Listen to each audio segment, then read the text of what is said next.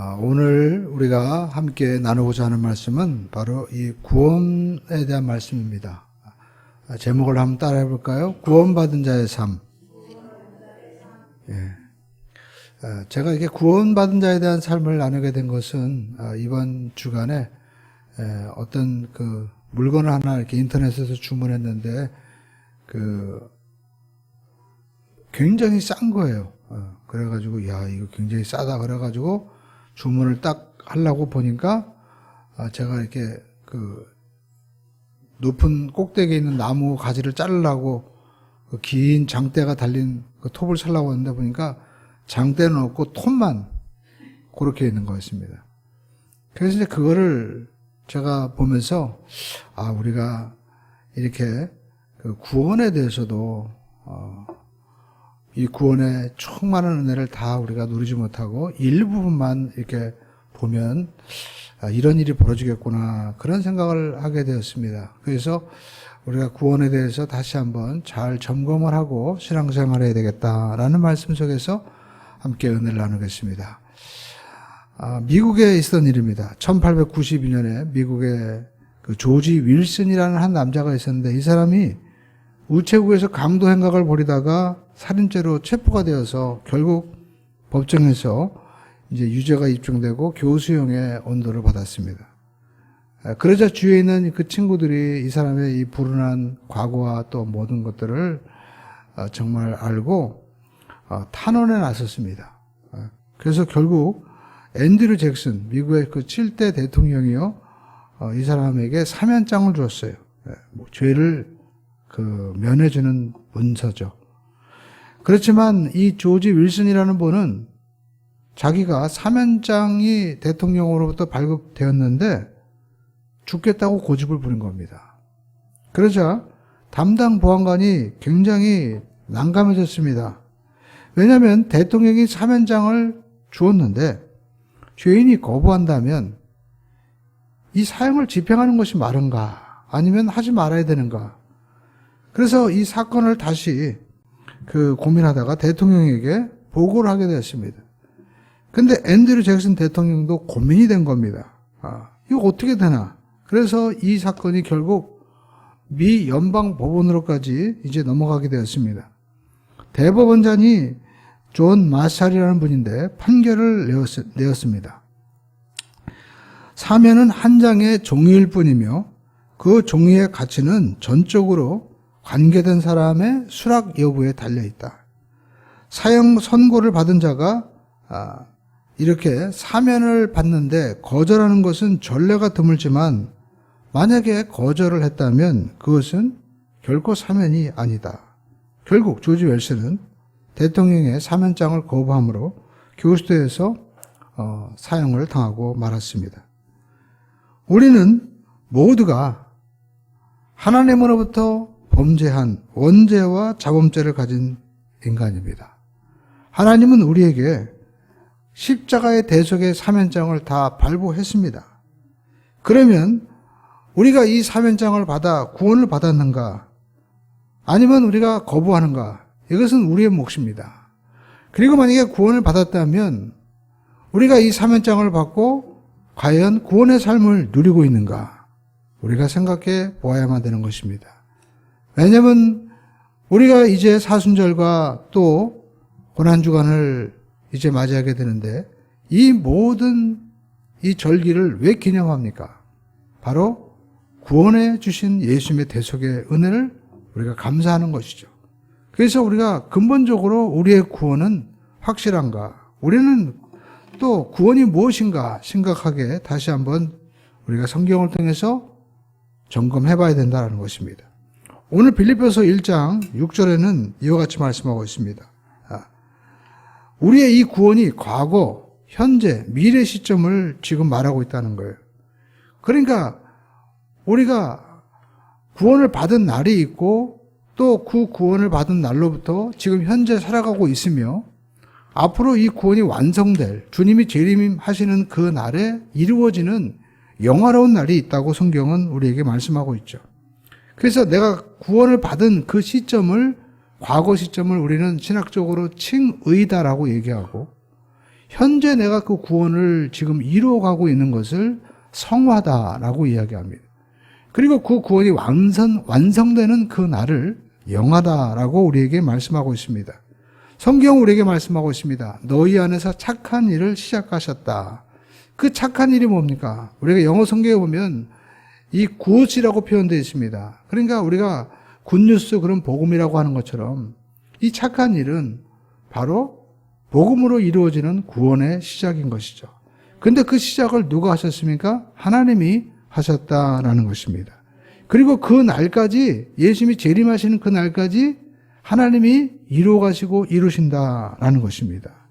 그러니까 이 구원은 내가 하는 것이 아니고 전적으로 하나님이 하시는 것이다라는 것입니다.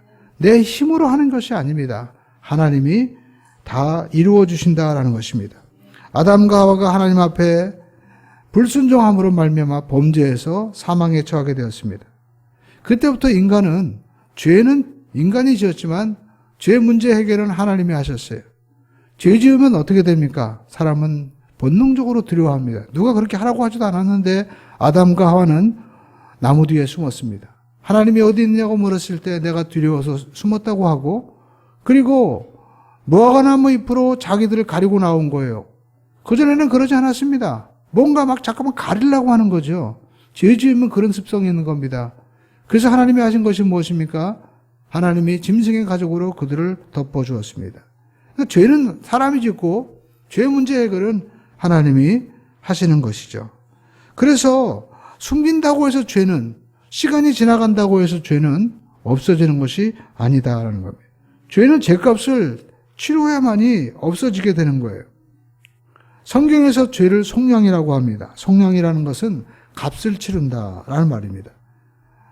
옛날에는 종이나 노예가 값을 지불해야만이, 몸값을 지불하고 종문서를 다 불태워서 없애야만이 종에서 자유함을 얻었습니다.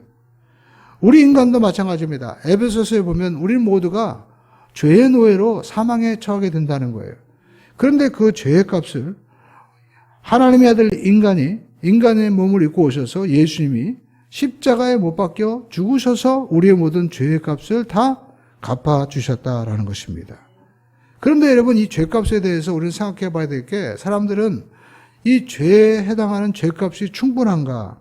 이걸 사람들이 만약에 납득하지 못하면 분노하죠.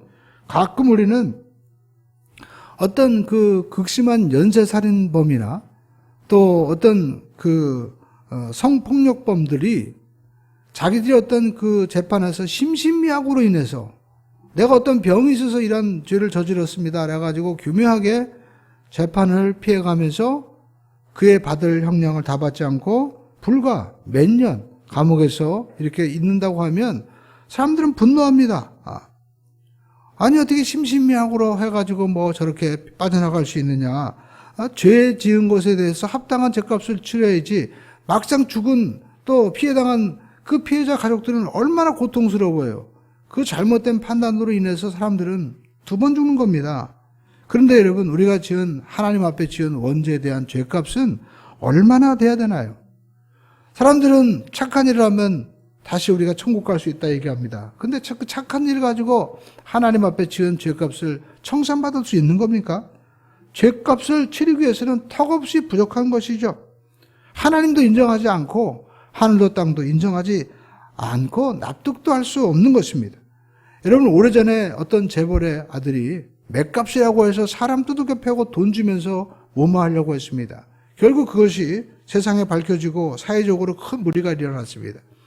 그런데 만약 그 아들이 범죄한 거에 대해서 그 아버지가 내가 잘못 끼워서 이렇게 된 거다 하고 자기도 매를 맞고 자기가 감옥에 들어간다면 사람들은 뭐라고 얘기했습니까? 누구나 자식을 둔 부모의 마음으로 자식을 어떻게 아버지가 마음대로 할 수 있느냐 하면서 동정했을 것입니다.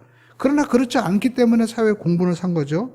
그런데 여러분, 우리가 형편없는 인간의 이 죄를 대신해서 하나님이, 창조주가 그것도 인간의 몸을 입고 와서 우리의 모든 죄를 대신하고 십자가에 못 박혀 죽는다면 누가 말하겠습니까? 천사도 하다못해 사탄도 아무 말도 하지 못하는 것입니다. 왜냐하면 너무나 파격적이고 도저히 있을 수 없는 일이 일어났기 때문에 그런 것이죠. 그런데 하나님께서 그렇게 하셨다는 거예요. 성경 이사야서 53장 6절을 보면 이와 같이 말씀하고 있습니다. 우리가 누굽니까? 바로 저와 여러분들이죠. 다 양 같아서 그릇 행하여 각기 제 길로 갔거늘 하나님께서는 우리의 죄를 그에게 예수님에게 담당시켰다는 거예요. 예수님이 우리의 모든 죄를 다 뒤집어 쓰셨다는 것입니다. 나의 죄를 대신해서 하나님의 아들 예수님께서 모든 죄값을 다 갚아주셨다는 것입니다. 그래서 우리는 그 사실을 받아들일 때 우리는 죽음에서 생명으로 넘어오게 된다라는 것입니다. 그래서 첫 번째 우리는 예수님의 이 대속을 믿어야 됩니다.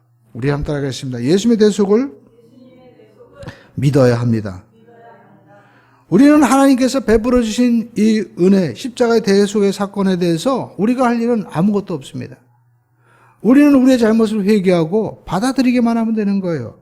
아멘하고 받아들일 때 하나님은 조건을 붙이지 않습니다. 너는 이제 의롭다.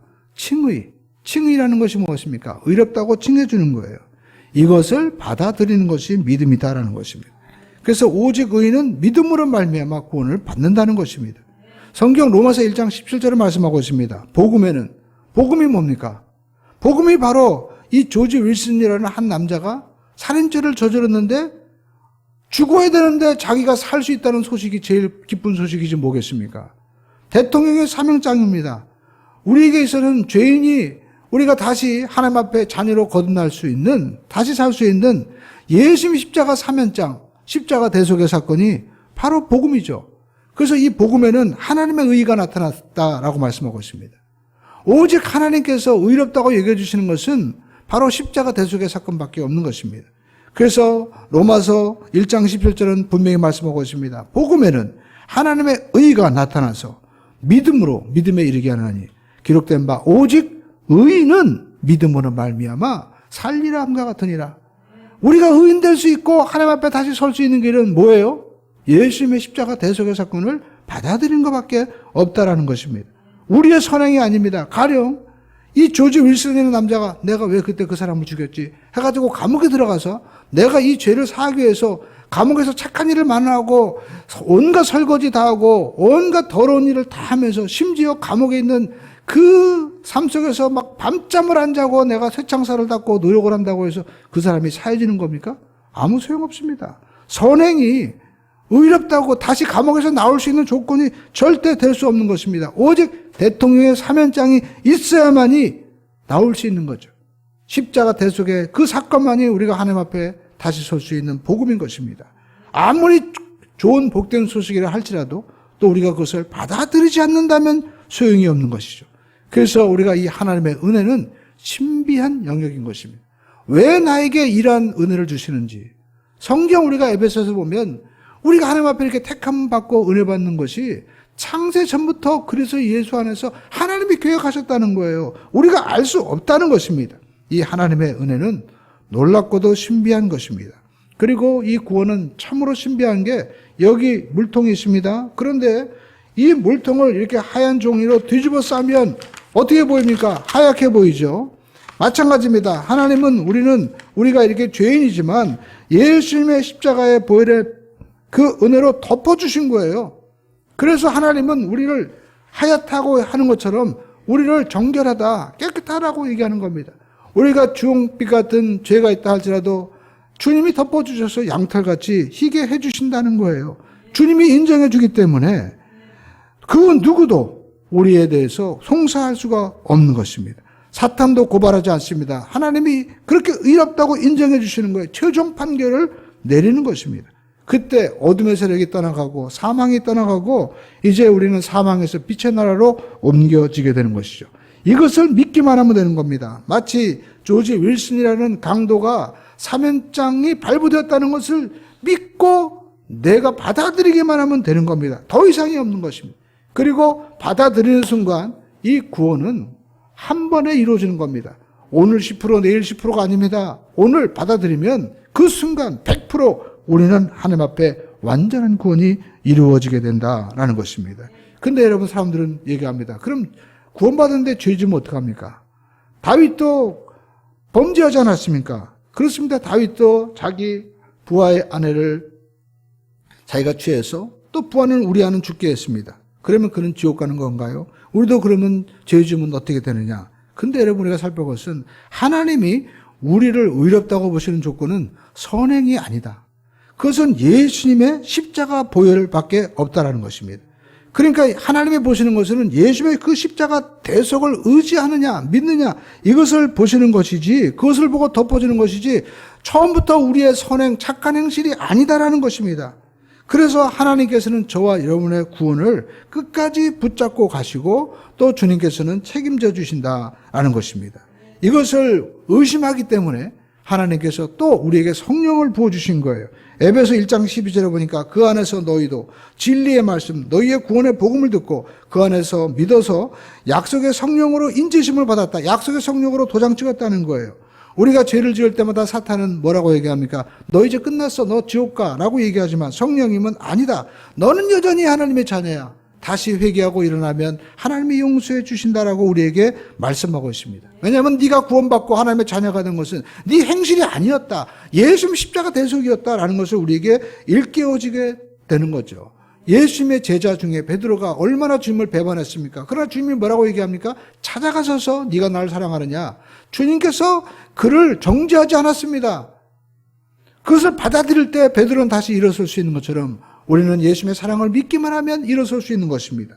종교 계획이 있기 전에 여러분, 우리가 구교에서는 구원을 받는 것이 우리가 선행이 있어야 된다는 거 강조했습니다. 그래서 7가지 성례를 지켜야 된다는 것이죠. 세례, 성만찬, 견진선사, 하다못해 종부선사 다 받아들여야 된다는 거예요. 그렇기 때문에 그들이 이 모든 구원은 죽을 때 신부가 이걸 다 했느냐 보고 결정한다는 거죠. 그렇기 때문에 그들이 돈을 쓰면서 그 중세 때 전쟁이 얼마나 돈이 많이 들어갑니까? 그 돈을 쓰면서 자기가 나가서 전쟁을 한 이유는 우리가 말을 듣지 않으면 어떻게 돼요? 출교시키기 때문에 그런 거죠. 출교하면 성만찬도 못하고 결국 구원을 잃어버리는 것입니다. 그래서 교황청과 사제가 천국과 지옥의 중재인이 되는 거예요. 교회가 정치를 다 총괄할 수 있던 이유는 바로 그것 때문이었습니다. 그런데 종교개혁이 일어났습니다. 루터나 칼빈이 아니다, 오직 믿음으로 구원받는다고 말씀했다. 하나님이 아브라함을 부르시고 의롭다고 얘기해 주신 것은 하나님의 약속을 믿었기 때문에 그런 것이지 우리의 행위가 아니었다라고 말씀하는 겁니다. 그래서 어떤 교황청이나 또 교회 사제를 통해서 구원받는 것이 아니라 우리는 모두가 왕 같은 제상이요 택 같은 족속이요 소위된 하나님의 백성이기 때문에 우리는 하나님께서 우리에게 베풀어 주신 그 구원의 복된 사면장을, 십자가 대속의 사면장을 믿음으로 우리가 구원받는 것이지 우리가 행위가 아니다라는 것입니다. 이것이 영원한 하나님의 구원이고 완전한 구원이다라는 것을 주장한 것입니다. 그래서 우리는 이 사건을 믿을 때 평생 억지로 신앙생활하는 것이 아니라 감사함으로 그 하나님께서 의롭다고 베풀으신 은혜를 우리가 감사하면서 누리면서 살아가는 거죠. 그래서 우리는 두 번째, 이 대속의 은혜를 누려야 합니다. 우리 한번 따라하겠습니다. 대속의 은혜를 누려야 합니다.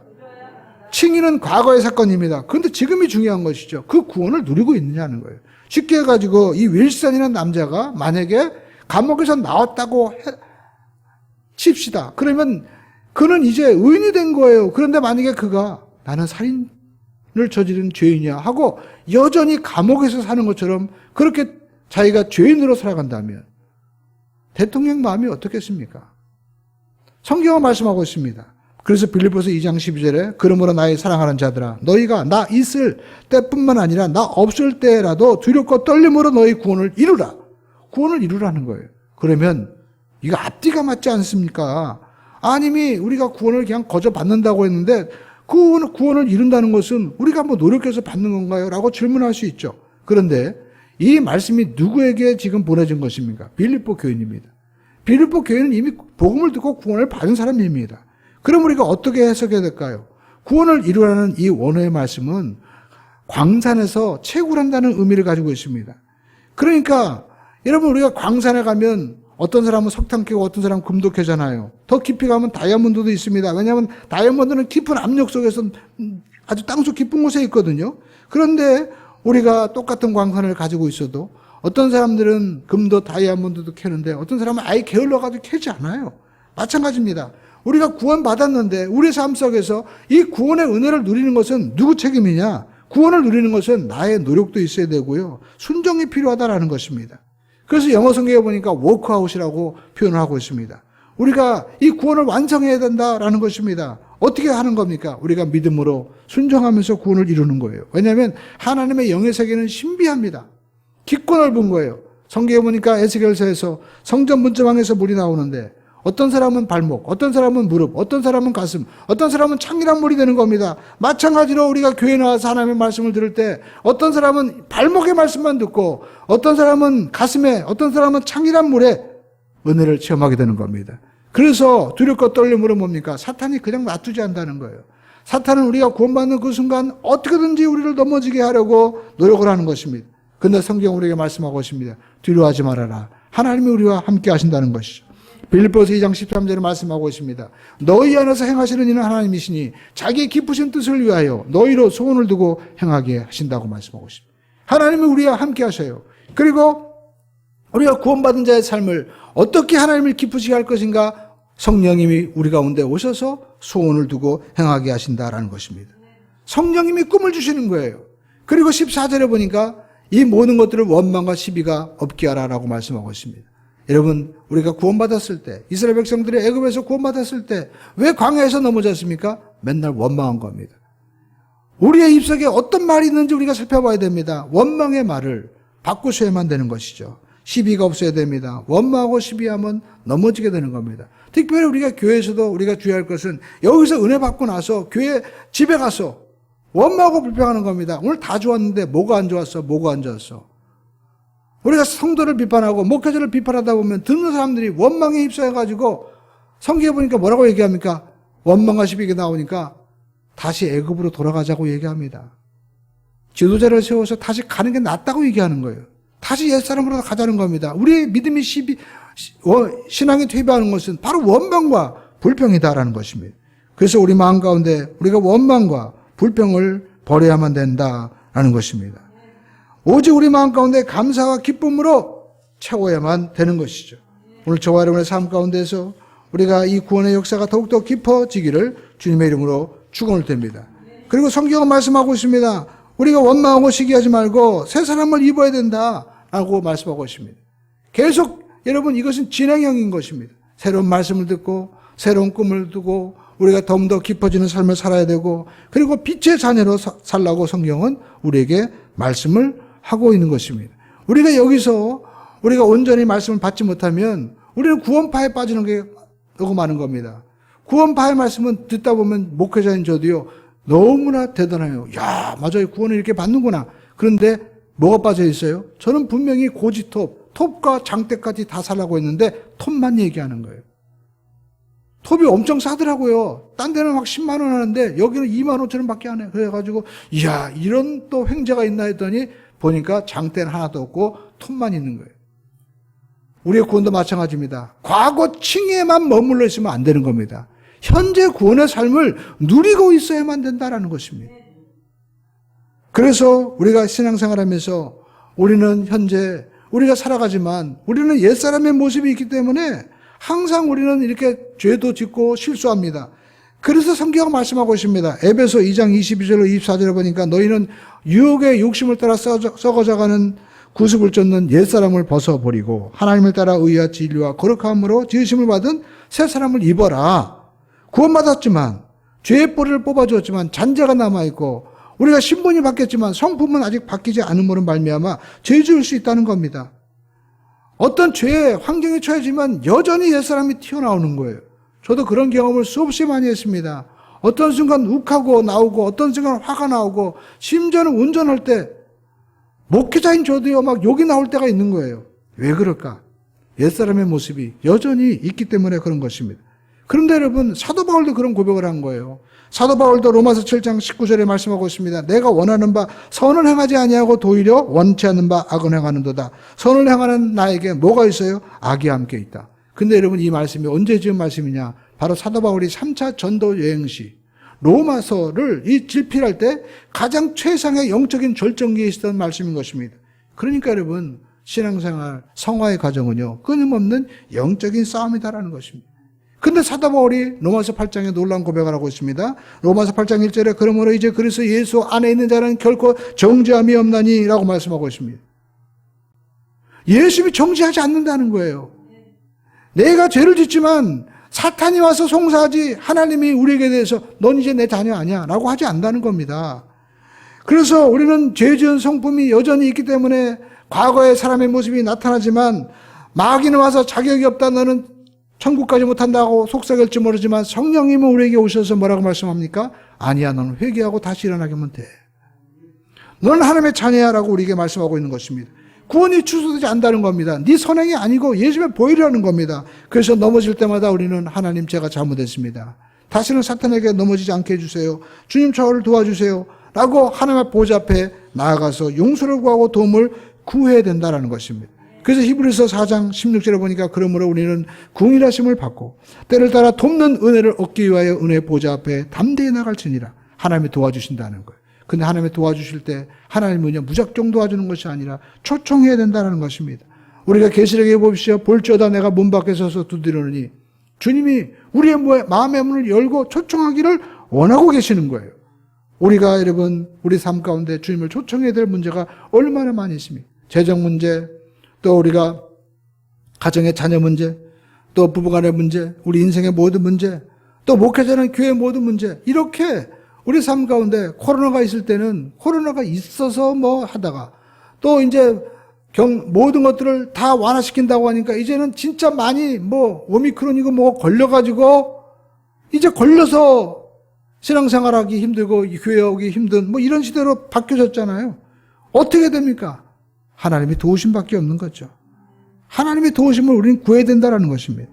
목회자도 도움을 구할 수밖에 없는 것입니다.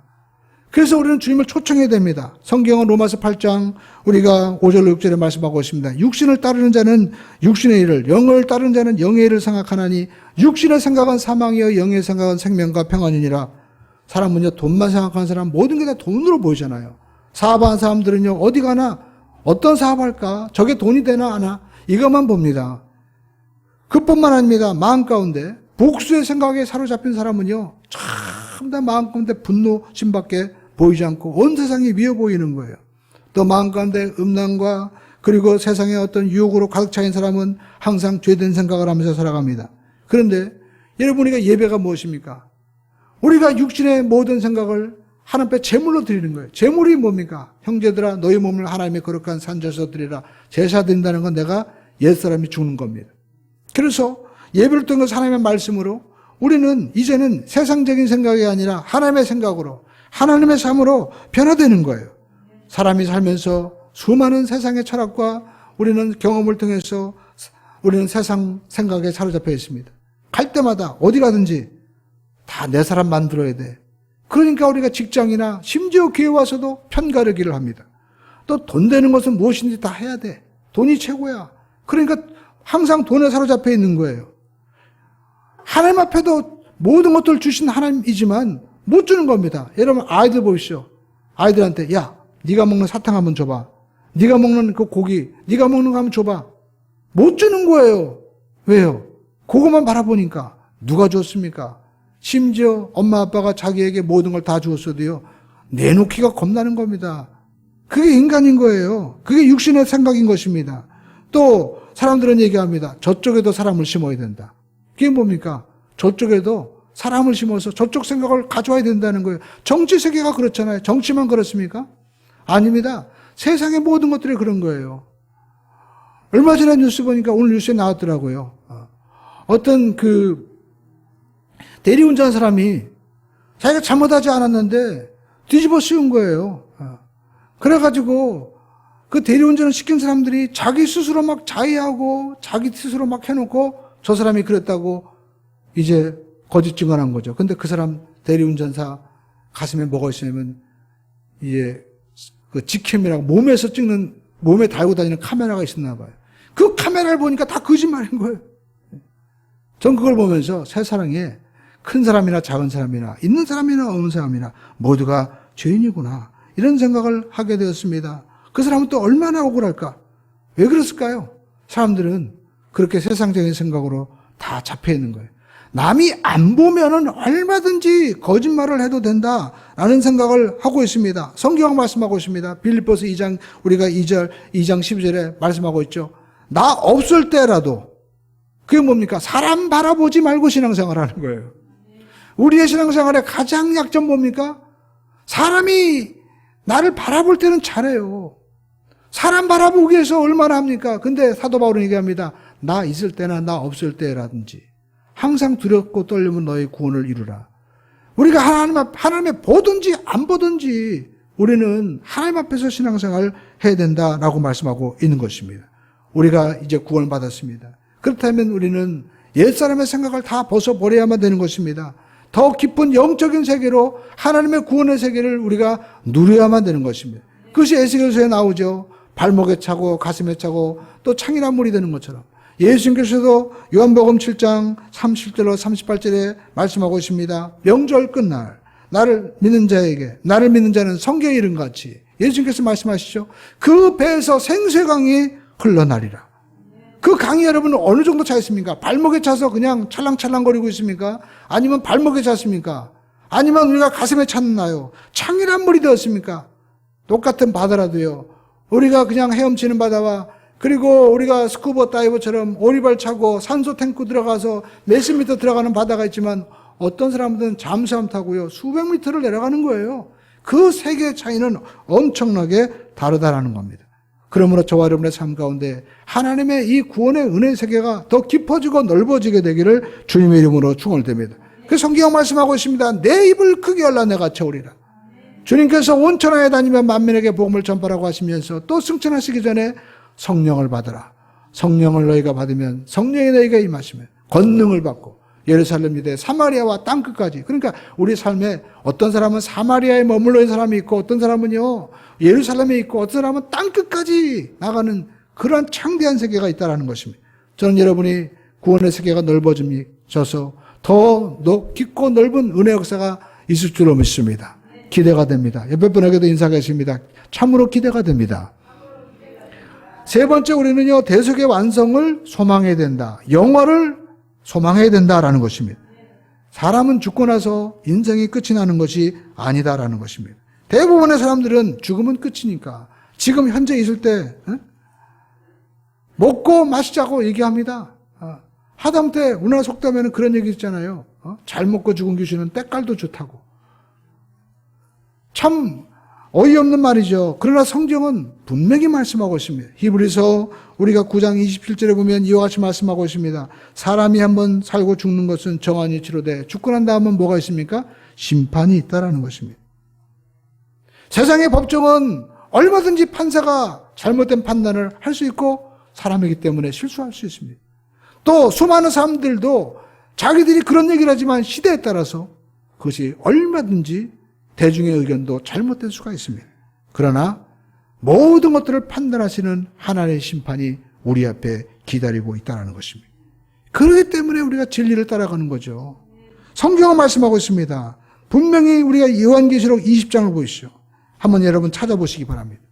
요한계시록 20장 11절에 보니까 이제 이런 말씀이 있습니다. 마지막 시대의 모습인데 놀랍게도요. 또 내가 크고 흰 보좌와 그 위에 앉으신 이를 보니 하늘과 땅이 그 앞에서 피하여 간데 없더라. 하늘과 땅이 없다는 거예요. 저는 이 말씀이 참 이해가 안 되는데 요즘에 빅뱅 이론을 우연찮게 듣다 보니까 이 우주에 있는 모든 것들이 점점 빅뱅 이론에 의하면 은하계고 뭐고 점점 이게 팽창하게 간다는 거예요. 그래서 앞으로 이 인류가 수억 년이 만약에 지난다면요 우주에 보이는 은하계 다 안 보인다는 거예요. 몇 개만 안 남네요. 그럼 더 지나면 더 안 남겠죠. 근데 그것은 인간의 시간이고 이제 하나님이 알파와 처음과 나중이 될 때는요 모든 걸 다 제껴놓으시고 하나님이 보좌 앞에 홀로 계신 거예요. 그 보좌 앞에 누가 서 있습니까? 성경에 보니까 12절에 또 내가 보니 죽은 자들이 큰 자나 작은 자나 그 보좌 앞에 서 있는데 우리가 볼 때 세상에 뭐 지금 전쟁이 나고 있는 우크라이나 그 사태 푸틴이라든지 소련의 또 미국 바이든 수많은 세계 정상들 수많은 세계 철학자들 수많은 세계 종교 지도자들이 다 서 있을 때가 있다는 겁니다. 그 보좌 앞에 큰 자나 적은 자나 다 서 있다는 거예요. 그런데 거기 뭐가 있습니까? 책들이 펴 있고 라고 요한계시록 20장 12절에 말씀하고 있죠. 거기 보니까 책들이 분명히 복수라고 말씀하고 있습니다. 각 사람의 모든 행위가 다 기록되어 있는 거예요. 아마 이번에 그 대리운전하는 그 사람이 몸에 비디오 카메라를 그렇게 찍고 다니는지는 정말 몰랐을 거예요. 저도 우연찮게 봤는데 거기 얘기합니다. 여기 몰래 카메라도 없고, 그리고 또 여기 블랙박스도 다 꺼져 있으니까 이제는 한번 당해봐라. 그러면서 자기가 막 자해를 하는 거예요. 근데 여러분, 세상의 블랙박스는 꺼져 있다고 할 수 있지만 하나님의 기록은요 꺼지지 않는 거예요. 하나님이 모든 사람의 기록을 책에 다 기록하고 있다는 겁니다. 근데 그 책들이에요. 복수입니다. 모든 사람의 기록들이 있다는 겁니다. 그런데 옆에 보니까 한 권의 책이 있는 거예요. 그 책이 무엇입니까? 성경에 보니까 또 다른 책이 펴졌으니 이건 단수입니다. 하나예요. 그 책의 이름이 뭘까요? 곧 생명책이라. 그 생명책 앞에 죽은 자들이 자기 행위를 따라 책들에 기록된 대로 심판을 받으리라. 어떤 사람은 그럽니다. 목사님, 어떤 사람은 착한 일 많이 했는데 어떤 사람은 그래도 선한 일 많이 했는데 저는 모릅니다. 그러나 하나님은 그 책들에 기록된 대로 분명히 심판받는다는 거예요. 그러니까 선인과 악인이 똑같은 심판을 받는 건 아니다라는 거죠. 분명히 다른 게 뭔가 있는 거예요. 근데 중요한 것은 생명록에 기록되지 않는 자는요, 모두가 다 13절에 누구든지 생명책에 기록되지 못한 자는 불못에 던져진다. 그렇다면 우리가 생명록에 기록되기 위해서는 어떻게 될까요? 예수님께서 말씀합니다. 예수님의 이름으로 귀신을 쫓아내고 막 하니까 놀라운 일이 벌어졌습니다. 그때 예수님이 그런 거 보고 기뻐하지 말고 하늘에 너희 이름이 기록된 것을 보고 기뻐하라고 말씀하셨죠. 그러면 하나님의 나라 이름이 기록된 생명록에 기록된 인생을 살기 위해서는 어떻게 됩니까? 영생의 삶을 살기 위해서는 우리는 어떻게 되나요? 성경 요한복음 3장 16절에 말씀하고 있습니다. 하나님이 세상을 이처럼 사랑하사 독생자를 주셨으니 사면장 줬다는 거예요. 누구든지 저를 믿는 자마다 믿으라는 겁니다. 멸망치 않고 영생을, 영원한 생명을, 불못에 던지지 않는 하나님의 생명을 얻게 하려 하십니다. 예수를 믿으라는 겁니다. 그래서 예수님께서는 말씀하고 있습니다. 예수님께서 요한복음 11장 25절에서 26절에 말씀하고 있죠. 뭐라고 말씀하고 있습니까? 예수님께서 가라사대 나는 부활이요 생명이니 나를 믿는 자는 죽어도 살겠고 무릇 살아서 나를 믿는 자는 영원히 죽지 아니하리니 이것을 내가 믿느냐. 예수님이 바로 생명록에 기록될 수 있는 유일한 길이다라는 겁니다. 영원히 죽지 않는 길이다라는 것이죠. 그러므로 저와 여러분들이 예수님의 이 사면장을 믿음으로 받아들이는 우리 모두가 되기를 주님의 이름으로 축원을 드립니다. 이것을 믿지 않는 자는 큰 자나 작은 자나 모두가 하나님 앞에 설 때가 있다라는 것입니다. 그러나 오직 예수님의 대속의 사건을 끝까지 믿고 지키는 자에게는 주님께서 생명의 멸관으로 더해주시고 영원한 생명으로 영생으로 축복해 주시는 것입니다. 요한계시록 22장 4절로 5절에는 이와 같이 말씀하고 있습니다. 그때 그 영생의 날에 영원한 날에 그의 얼굴을 볼 터이요 그의 이름도 그의 이마에 있으리니 각 사람 이마에 하나님의 그 예수 그리스도의 이름이 다 적혀 있다는 거예요. 우리가 좋은 물건은 자기에게 사인하잖아요. 하나님도 우리 모두에게 어린 양 예수 그리스도의 이름을 다 새겨 주셨다라는 것입니다. 그리고 다시 밤이 없겠고 등불과 햇빛이 쓸데없으니 이는 주 하나님이 저희에게 비추심이라 저희가 세세토록 왕노릇 하리로다. 하나님이 하나님뿐만 아니라 우리 모두가 그 영원한 영생을 하나님의 생명의 복을 같이 누리게 하신다는 것입니다. 이것이 얼마나 여러분 정말 합리적인 말씀입니까? 왜냐하면 우리가 자녀를 사랑하고 아내를 사랑한다면 여러분 사랑하는 남편과 아내가 자기만 누리려고 하는 사람이 어떻게 있습니까? 같이 누리려고 하고 하다못해 좋은 음식이 있으면 같이 먹고 싶은 게 바로 가족 아닙니까? 하나님께서는 다시 처음에 가졌던 에덴 동산의 모든 축복과 함께했던 은혜를 바로 예수 그리스도의 대속을 믿는 자에게 주님께서 허락해 주신다는 거예요. 그래서 지금 오늘 우리의 삶 가운데도 이 대속의 은혜를 우리가 더 깊고 넓게 누리기를 원하고 계십니다. 그리고 우리가 이 땅에서 안주하는 것이 아니라 영원한 영생을 바라보고 우리가 하나님의 나라를 사모하며 살아가기를 주님은 원하고 계십니다. 이제 이 고난주간을 바라보면서 이 예수님의 대속의 은혜를 더욱더 깊이 묵상하고 성령님의 인도를 받고 모두가 승리하는 삶을 살게 되시기를 주님의 이름으로 축원을 드립니다.